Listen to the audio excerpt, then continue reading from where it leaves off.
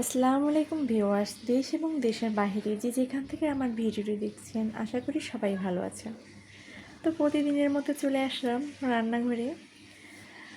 তো এই তো মেয়ের জন্য খিচুড়ি বসিয়ে দিলাম।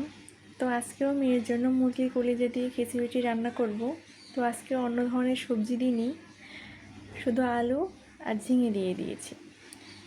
এখানে আমি আমার ছেলের জন্য রান্না বসিয়েছি, মাছ দিয়ে শাক রান্না করব, পুঁই শাক। এখন রাত্রে প্রায় 11টা বাজে। ছেলেকে ঘুম পাড়িয়ে মেয়েকে ঘুম পাড়িয়ে চলে আসলাম রান্নাঘরে, কারণ ছেলে মেয়ে যদি দুজনই সজাগ থাকে তাহলে রান্না করতে খুবই কষ্ট হয়। তো আমি প্রায় রাতেই রান্নাটা করার চেষ্টা করি, যাতে সারাদিনে ওদের সময় দিতে পারি, ওদের কাজ করতে পারি। যেহেতু আমার কোনো হেল্পিং হ্যান্ড নেই এবং বাসায় কোনো মানুষও নেই, শুধু আমি আর ওর বাবা। তো ওর বাবা বাইরে চলে গেলে আমি একা একা বাচ্চাদের সামলানো আবার রান্না বান্না করা এগুলো হয়ে ওঠে না, মানে একা সামলাতে পারি না। তো এর জন্য রান্নাটা রাতে করারই চেষ্টা করি। তো এই তো এখানে আমি আমার ছেলের জন্য মাছ ভাজি করে ঝোলটা দিয়ে দিলাম। এপাশে আমি আমাদের রান্নাটা করব। আজকে আমি ঝাল দিয়ে পুঁই শাক রান্না করব।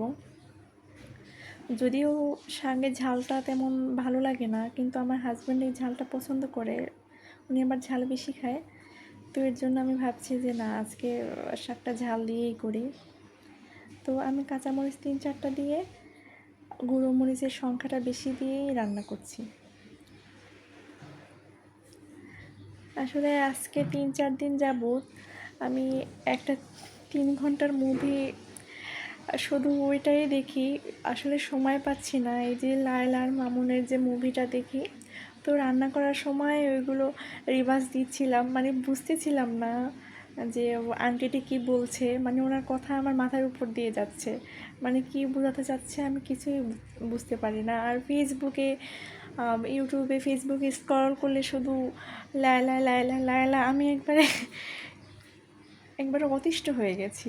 মানে তো দেখি যে ওরা কি বলে, এটা মানে কিউরিওসিটি থেকে শুনতে চাচ্ছি। তো 3-4 দিন থেকে আমি মানে ভিডিওটি শেষই করতে পারছি না। তো এই কারণে রান্না করি আর ভিডিওটি শুনতেছি যে কি বলে বোঝার চেষ্টা করছি, কিন্তু আমি বুঝতেই পারি না। যে আপনারা যদি কেউ বুঝেন তাহলে অবশ্যই কমেন্টে জানাবেন। আসলে এই প্রথম যে আমি হিন্দি মুভি দেখেছি, তামিল মুভি দেখেছি, ইংলিশ মুভি দেখেছি, সব বুঝতে পেরেছি মোটামুটি। কিন্তু আমি এই বাংলা ভাষায় কথা বলার পরেও আমি কেন ওদের ভাষাটা বুঝতে পারি না, মানে ওদের কথাগুলো আমার মাথার ভিতরে ঢোকে না। কীভাবে যে হোস্ট যে কীভাবে যে ওনার মানে 3 ঘন্টার এই যে বক্তব্যটা যে উনি কীভাবে নিয়েছে, আমি যদি হতাম আমি বেরিয়ে আসতাম। মানে আমার এত ধৈর্য নাই। তো এই যে এখানে আমি ভাজিটাও উঠিয়ে ফেলেছি, হয়ে গেছে। ওদিকে শাকটা আমি বন্ধ করে দিলাম। তো এখন মাছ রান্না করব। ওই দিন মাছ নিয়ে আসছে প্রায় 2-3 কেজির মতো। তো আমি আমার ফ্রিজে বেশি দিন মাছ রেখে খেতে পারি না, মানে খাওয়া হয় না বেশি দিন হয়ে গেলে। তো ভাবছি এই মাছটা খেয়ে তারপর অন্য মাছ মানে আনবে বাজার থেকে। আগে মাছটা শেষ করি, কারণ ফ্রিজে বেশি দিন রেখে খাওয়াটা ঠিক না, মানে আমরা খেতে পারি না। তো এই তো আমি মাছটাকে ভেজে নেব। আজকে আমি মাছটাকে কড়া করে ভেজে তারপরে আলু দিয়ে রান্না করব। তো এই যে আমার চুলাটি দেখছেন, খুবই সুন্দর, প্রায় আজ থেকে 3-4 বছর আগের কেনা। আমার চুলাটি নিয়ে আমি মহা বিপজ্জনক সমস্যায় আছি, কারণ এটা দিয়ে এই যে বাম পাশের যে চুলাটি আছে ওটা থেকে আমি মাটির চুলার মতো ফ্লেভার পাচ্ছি, কারণ চুলাটায় প্রচণ্ড কালি উঠে, প্রচণ্ড সারার পরেও এটা ঠিক হচ্ছে না। তো আমি এটা নিয়ে মহা সমস্যার মধ্যে আছি। যাই হোক, চুলাটা চেঞ্জ করব করাই হচ্ছে না, কারণ এত টাকা দিয়ে কিনেছি চুলাটা, আর এত বছর রান্না করার পরে চুলাটার উপর একটা মায়া পড়ে গেছে। তো এই যে আমি পেঁয়াজগুলো দিয়ে দিলাম, আমি একেবারেই দিয়ে দিচ্ছি। আগে আমার হাতে পর্যাপ্ত সময় ছিল, আমি মাছগুলো ভেজে আবার উঠিয়ে আবার পেঁয়াজ ভেজে আলু ভেজে তারপরে গিয়ে আমি ঝোল দেওয়ার পরে মাছ দিতাম। কিন্তু এবারে আমি বাচ্চা কাচ্চা হবার পরে আমি শিখে গেছি কীভাবে তাড়াতাড়ি রান্না করতে হয়। যদিও মজা হয়, খারাপ হয় না।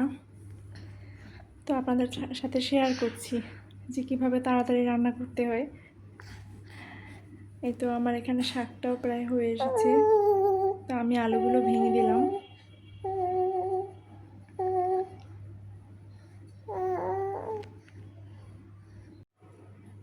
এবারে একটা সাইডে আমি মরিচ, হলুদ, লবণ, একটু আদা রসুন বাটা এগুলো মিক্স করে নিয়ে তারপরে মাছের ভিতরে দিয়ে দেব কষানোর জন্য।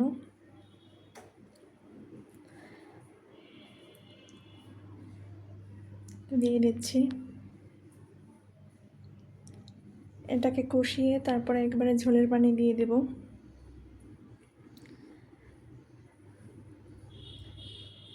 এদিকে আমার ভাজিটাও হয়ে গেছে, আমি ইনফ্রাইটে দিয়ে দিয়েছিলাম।